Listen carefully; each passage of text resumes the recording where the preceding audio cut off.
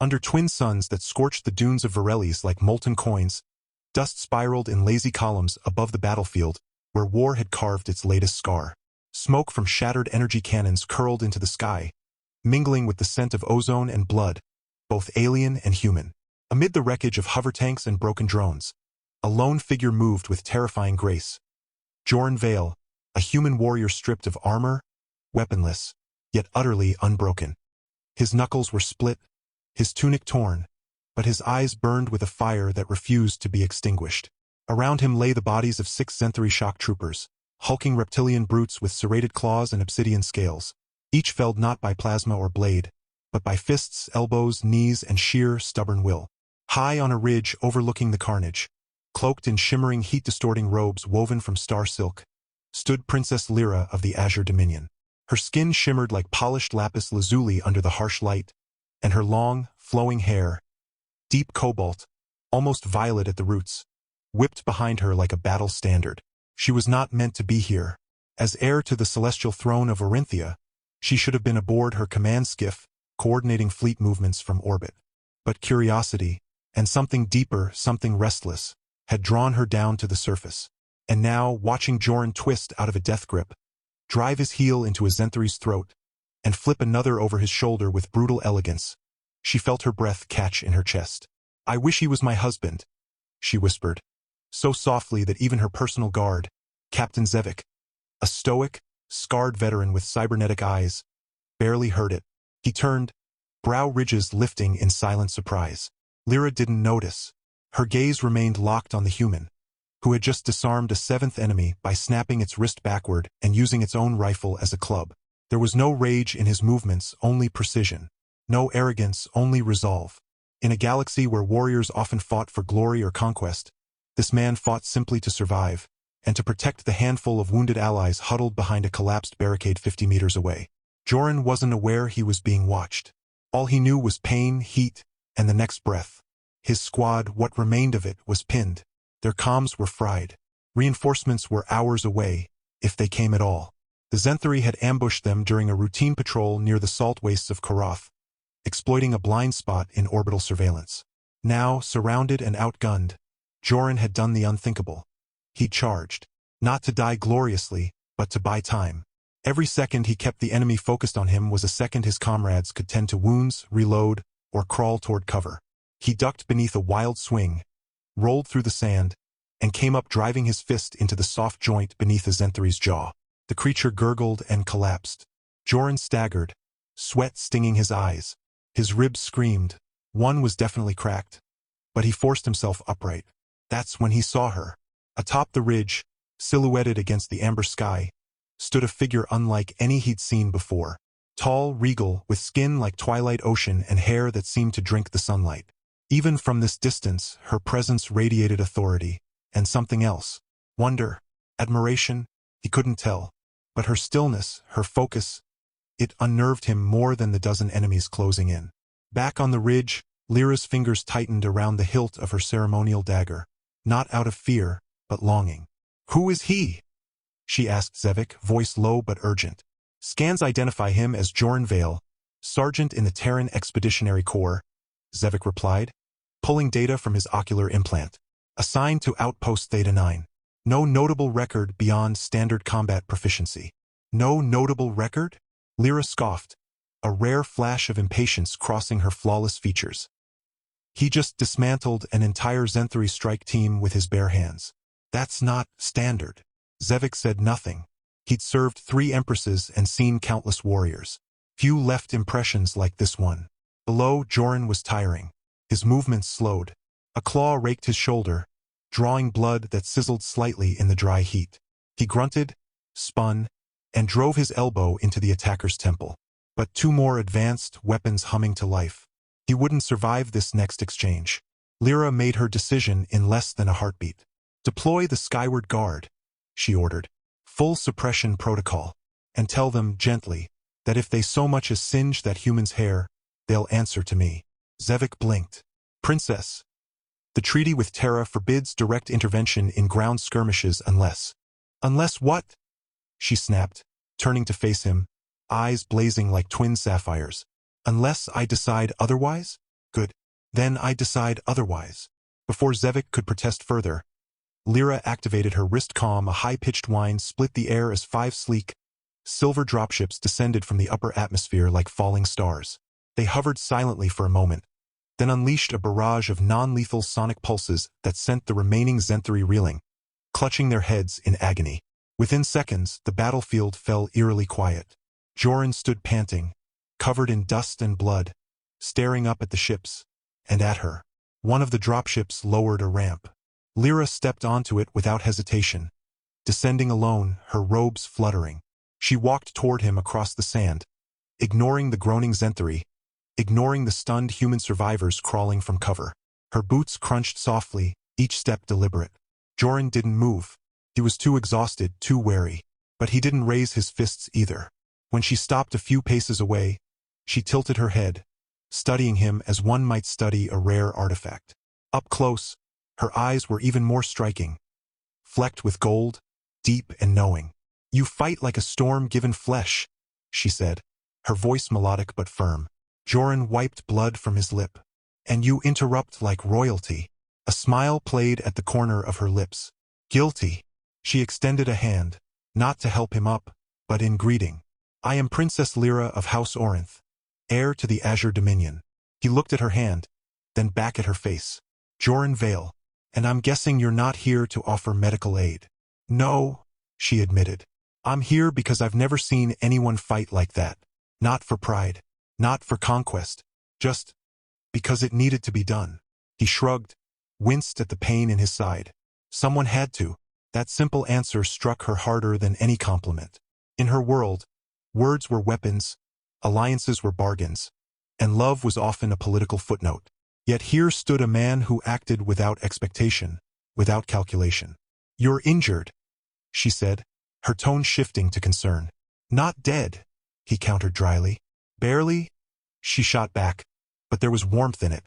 She turned and signaled to her ship. 2 medics descended, carrying biostasis kits. "You'll come with us. My healers will see to your wounds." Joran stiffened. "I don't take charity." "This isn't charity," Lyra said, stepping closer. So close he could smell the faint scent of moonblossom on her skin. "It's gratitude, and maybe interest." He raised an eyebrow. "Interest?" She didn't flinch. "In the kind of man who fights barehanded against impossible odds to save people he barely knows." She paused, then added with a playful glint, "Also, you're rather handsome for a human." Joran actually laughed. A rough, tired sound, but genuine.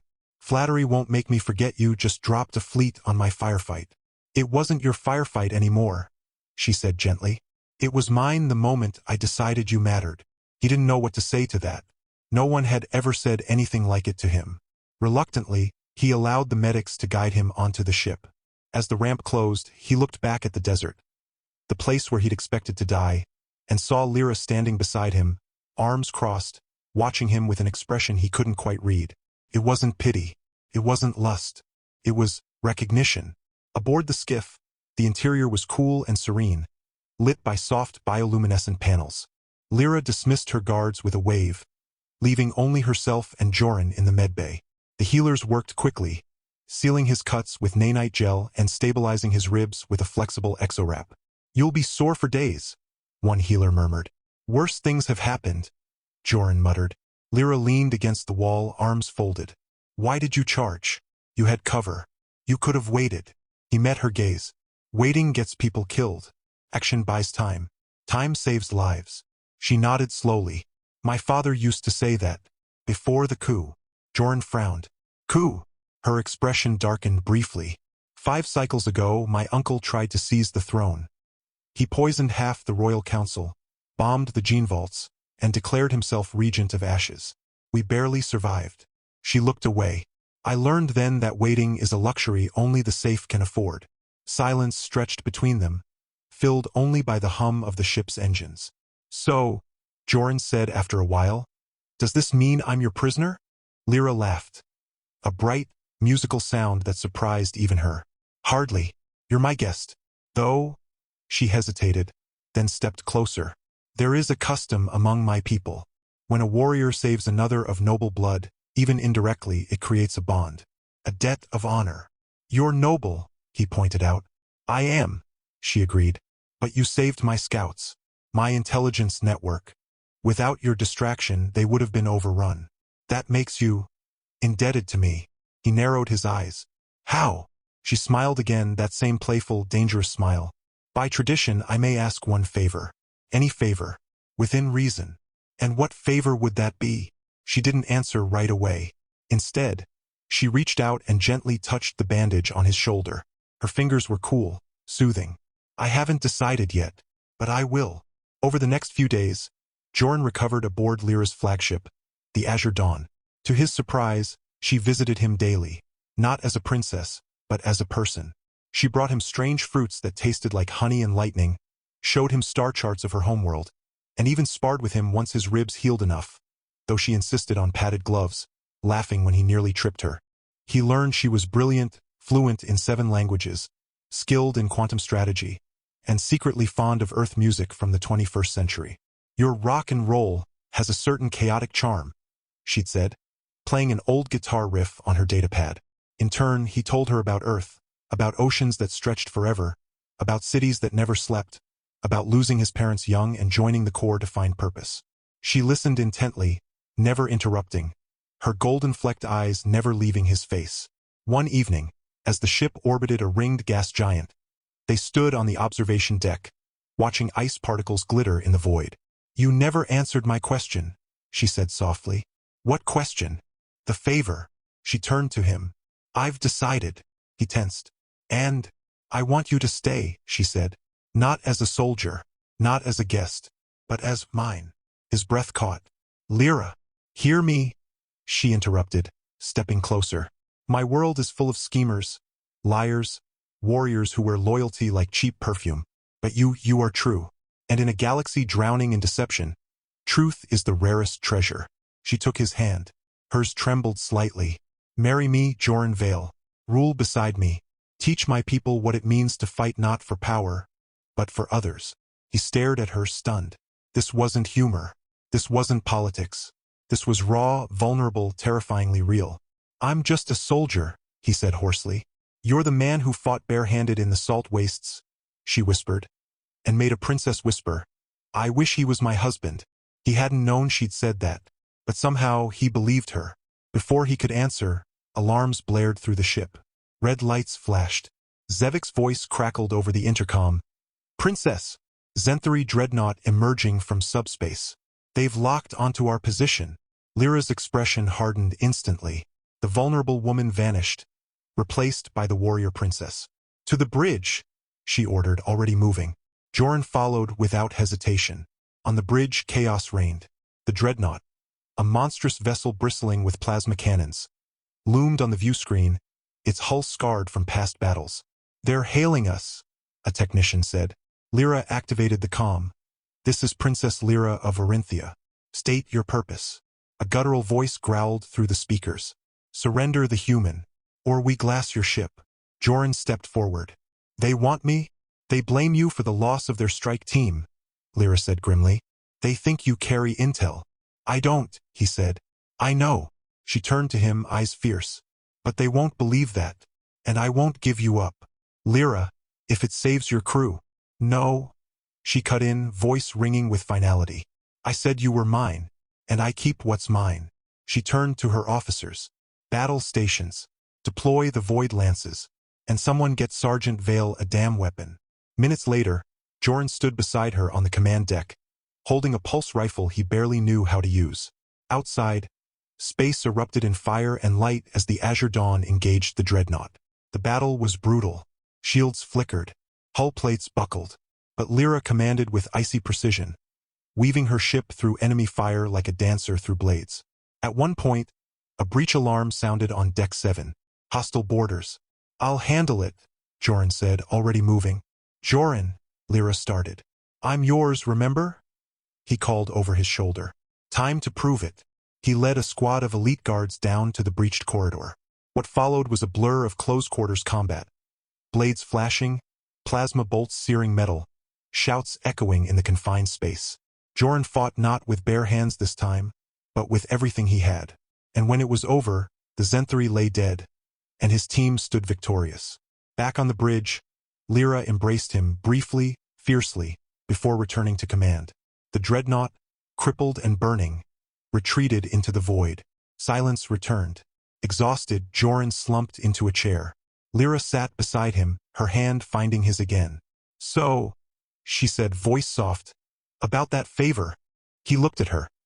This blue-skinned, blue-haired princess who defied treaties, battled dreadnoughts, and offered him her heart, and smiled. "I think," he said, "I owe you more than a favor. I owe you a lifetime." She leaned her head on his shoulder. "Good, because I intend to collect." Far below, the desert of Varellis cooled under twin moons. But above, in the quiet dark of space, something new had begun. Not an ending, but a promise.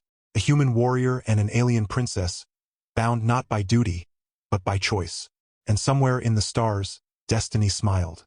In the weeks that followed the battle with the Zenthari dreadnought, peace settled over the azure dawn like a fragile veil, but beneath its surface, currents of intrigue churned. Joran Vale, now formally granted the title of Royal Protector of the Azure Dominion, found himself navigating a world far more complex than any battlefield. Lyra's court was a glittering labyrinth of alliances, ancient bloodlines, and whispered betrayals. While she treated him with warmth and trust, many of her advisors viewed him as an outsider, a human, no less, unworthy of standing beside their princess. The first twist came during the ceremony of Celestial Accord, a grand gathering held in the floating citadel of Javiril, where noble houses from across the Dominion convened to reaffirm loyalty to the throne. Lyra had insisted Joran attend, not as a guard, but as her betrothed. Dressed in formal Terran dress blues modified with Orinthian silver thread embroidery, he stood at her side as she addressed the assembled lords and matriarchs. But when she announced their union before the Council of Stars, murmurs rippled through the chamber like poisoned wind. Lord Vexer of House Karath, a gaunt elder with eyes like cracked obsidian and a voice like grinding stone, rose from his seat. "Your Highness," he intoned, bowing with exaggerated deference. "While your courage is unquestioned, the bloodline of Orinthia must remain pure. To bind it to a species not even born among the stars, it risks divine disfavor." Lyra's expression remained calm, but Joran saw the tension in her jaw. The stars judge worth by action, Lord Vexer, not skin or origin. Joran has bled for this dominion. Have you? The chamber fell silent. Vexer's smile didn't reach his eyes. Blood can be spilled for many reasons. Loyalty, however, is proven over time. That night, as they walked through the crystalline gardens suspended above the clouds, Lyra confessed what she'd long suspected. Vexer had been her uncle's closest ally during the coup. Though he'd publicly renounced the rebellion, his influence had only grown in the shadows. "He sees you as a weakness," she said, fingers brushing Joran's. "And he will use you to break me." Joran frowned. "Then let him try." But fate moved faster than either of them expected. 3 days later, while touring a refugee settlement on the desert moon of Silthar, home to survivors of Zenthari raids, Joran noticed something odd. Among the displaced families, a young girl with faint blue skin and silver eyes kept watching him, not with fear or awe, but with recognition. When he approached, she slipped a small data crystal into his hand and whispered, "They're lying about the Empress." Before he could ask more, she vanished into the crowd. Back aboard the Azure Dawn, Lyra decrypted the crystal. What they found chilled them both. Classified medical logs from the Royal Infirmary, dated just before the coup. They revealed that Empress Celine, Lyra's mother, had not died of poison, as officially recorded, but of a rare genetic decay linked to experimental gene splicing. And the only person authorized to access those files? Lord Vexer. Worse still, the logs hinted that Celine had been working on a secret project. The Harmonic Bond, a ritual meant to merge compatible souls across species through shared resonance. It was considered heresy by traditionalists, but also, potentially, the key to uniting fractured worlds. She believed in cross-species unity, Lyra whispered, tears glistening in her golden-flecked eyes. And they killed her for it. Joran placed a hand on her shoulder. Then we finish what she started. Their investigation deepened, but so did the danger. Sabotage struck the ship's life support systems. A ceremonial dagger meant for Lyra's coronation was found laced with neurotoxin. And then came the message. Anonymous. Encrypted. Delivered to Joran's private terminal. You think you've won her heart. But hearts can be rewritten. Meet me at the ruins of Eldar if you dare to learn the truth. Against Lyra's protests, Joran went alone. The ruins lay in the heart of the glass wastes, where ancient Orinthian temples jutted from seas of black sand like broken teeth. There, beneath a shattered dome open to the twin moons, he found not an assassin, but a woman. She was tall, regal, with skin the same deep blue as Lyra's, though weathered by time. Her hair, once vibrant cobalt, was streaked with silver. She wore tattered robes bearing the faded sigil of House Orinth. "Who are you?" Joran demanded, hand on his sidearm. The woman smiled sadly. "I am the ghost they tried to erase. Selene." Joran froze. "Impossible. You're dead." "Am I?" She stepped forward, revealing a faint bioluminescent scar across her throat, the mark of a neural stasis implant. "Vexor didn't kill me. He imprisoned me, slowed my mind, locked my body in a vault beneath the palace, and told the galaxy I was gone." Her voice trembled.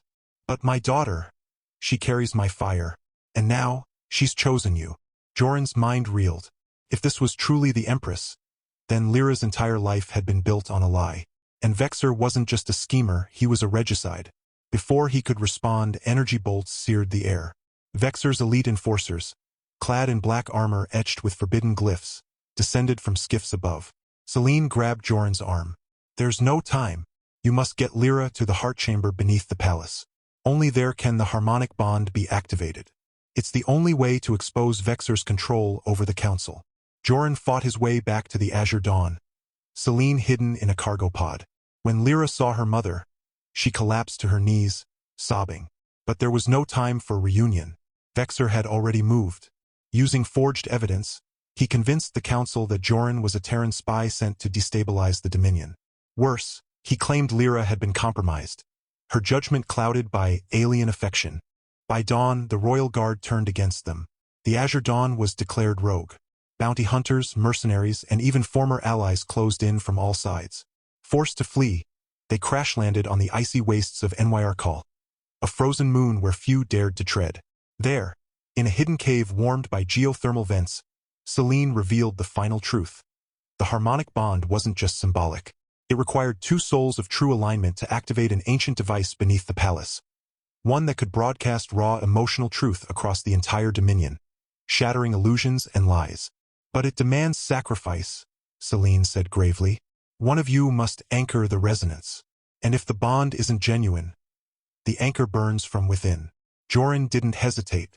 "I'll do it." Lyra gripped his arm. "No. If anyone, you're the heir," he interrupted gently. "Your people need you alive. I'm just a soldier who got lucky." She stared into his eyes, and for the first time he saw fear.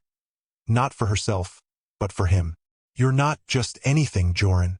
With Selene's guidance, they devised a plan. Using stolen codes and a smuggler's freighter piloted by a grizzled old friend of the Empress, a green-skinned engineer named Relic who owed Selene his life, they infiltrated the capital under cover of a solar storm. The palace was crawling with Vexor's loyalists, but Lyra knew its secrets: the forgotten passages, the silent elevators, the traps disguised as art. They moved like shadows through marble halls lit by floating orbs of captured starlight. Deep beneath the throne room, they found the heart chamber, a vast, circular space lined with crystalline pillars that hummed with latent energy. At its center stood the resonance spire, a towering structure of interwoven metals and light, dormant for centuries. As Joran stepped onto the activation dais, Lyra took his hands. "If this doesn't work, it will," he said, smiling. "Because I mean every word I've ever said to you." She kissed him, soft, fierce, full of everything unspoken between them. Then she activated the sequence. Light erupted. The spire blazed like a newborn sun. Joran gasped as waves of energy surged through him. Not pain, but overwhelming clarity. Every memory, every hope, every quiet moment of love he'd felt for her laid bare. Above, in the palace, Vexor screamed as the truth flooded the minds of every noble, every guard, every citizen. His betrayal, his lies, his murder of the Empress. The council turned on him instantly. His own guards dragged him away, howling denials that no one believed. But below, Joran collapsed. Lyra caught him, cradling his head. "Joran, stay with me." His vision blurred. Did it work?" She laughed through tears. "The whole Dominion knows the truth. And they know you." He smiled weakly. "Good." But then Selene rushed forward, scanning him with a med device. The resonance is unstable. His human biology can't sustain the feedback loop. We need to sever the connection, or he'll die. Lyra's face paled. No, there has to be another way. There is, Selene said, voice heavy. The bond can be shared, but only if another soul willingly merges with his at the peak of resonance. Without hesitation, Lyra stepped onto the dais and pressed her forehead to Joran's. Then take me too. Energy flared again, brighter, deeper. This time it wasn't just truth that spread, but unity. Human and Arinthian, mortal and celestial, warrior and princess. Two souls becoming one echo in the heart of the stars. When the light faded, they lay entwined on the floor, breathing, alive. Above, the people cheered. Below, a new kind of power had awakened, not of conquest but of connection. In the days that followed, Lyra was crowned Empress of the Azure Dominion, with Joran at her side not as consort, but as co-ruler, the first human to hold such a title. Selene, restored to honor, became High Matriarch, guiding the rebuilding of trust among the houses. But peace never lasts long in the galaxy. Just as they began drafting treaties with Earth, a distress signal arrived from the edge of known space. It bore the emblem of the Terran fleet, and a single name. Captain Eris Thorn, Joran's former commander, presumed dead in the Battle of Helios Rift. The message was fragmented, desperate. They're not Zenthari. They're something older, something that eats stars, and it's coming for us all. Lyra looked at Joran, her eyes reflecting the weight of a new war. Will you go? He took her hand, the same one that had once reached for him in the desert. Only if you come with me. She smiled. Always. And so, aboard a reforged Azure Dawn, now retrofitted with both Terran and Arinthian tech, they set course for the unknown. Behind them, a united Dominion. Ahead, darkness. But between them, a bond no force in the universe could break. For the story wasn't over. It was only just beginning. The distress signal from Captain Eris Thorn led Joran and Lyra not to a battlefield, but to a revelation hidden in the ruins of a dead star system, where ancient archives revealed that the so-called Star Eaters were not monsters, but remnants of a long-lost civilization driven mad by cosmic isolation. With Selene's wisdom and Joran's unshakable empathy, they brokered a fragile truce, offering sanctuary instead of war. The act stunned the galaxy. Where others saw threats, they saw survivors. Where empires sought conquest, they offered kinship. Peace, once a distant dream, began to take root. Back on Arinthia, the people no longer whispered about the human who stood beside their empress. They cheered his name. Children drew pictures of him fighting barehanded in the desert. Elders told stories of how love had disarmed a war before it even began. And in the heart of the capital, beneath the twin suns that once scorched battlefields, preparations began for a wedding unlike any in recorded history.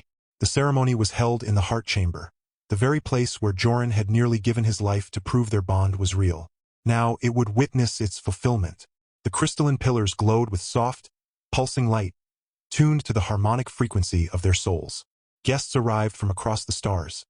Terran diplomats in dress uniforms, desert chieftains from Varelles wrapped in sand-woven cloaks, healers from the ice moons of Nyarkal, even former enemies humbled by the couple's mercy.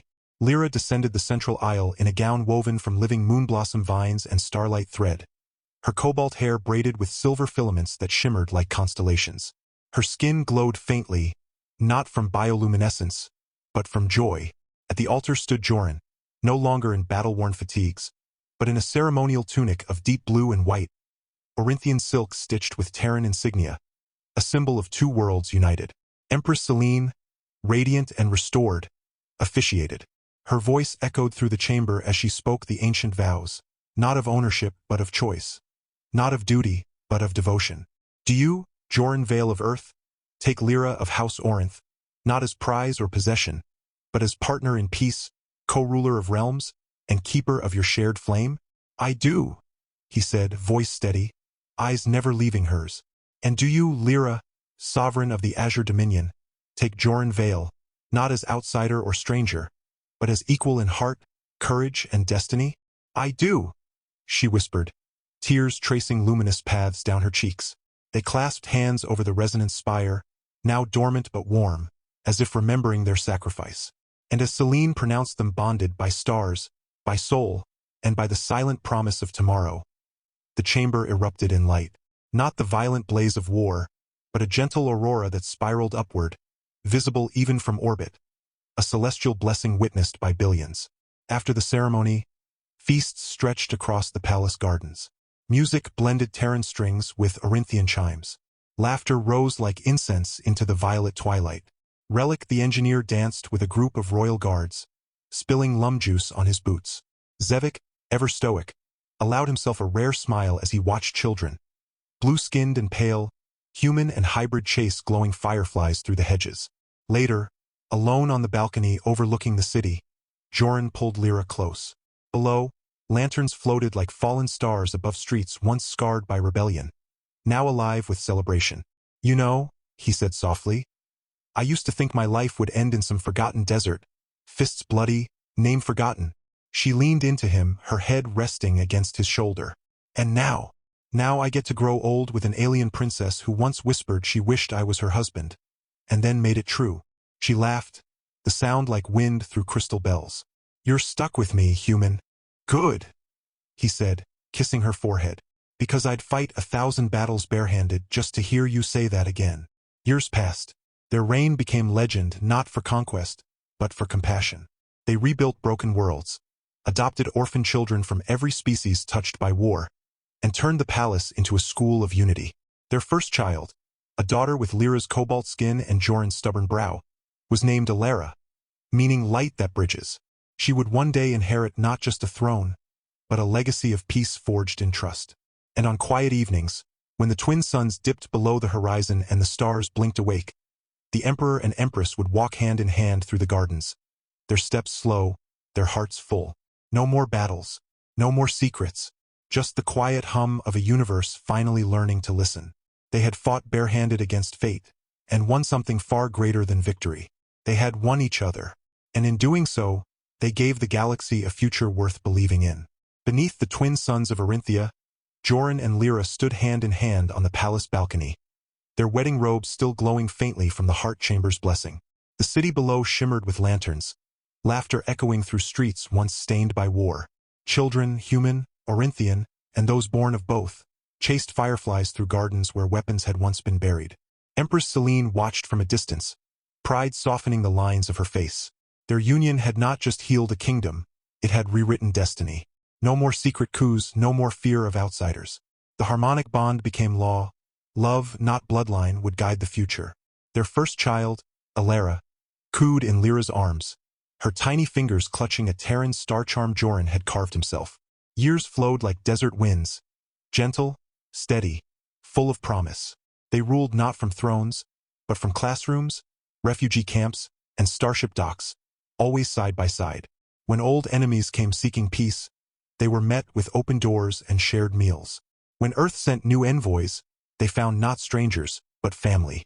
On quiet nights, they returned to the glass wastes, where it all began. Joran would point to the ridge where a blue-skinned princess once whispered, "I wish he was my husband," and Lyra would smile, resting her head on his shoulder, whispering back, "You were worth every battle. No more wars, no more goodbyes, just love, legacy, and 1,000 tomorrows, bright, boundless, and beautifully theirs."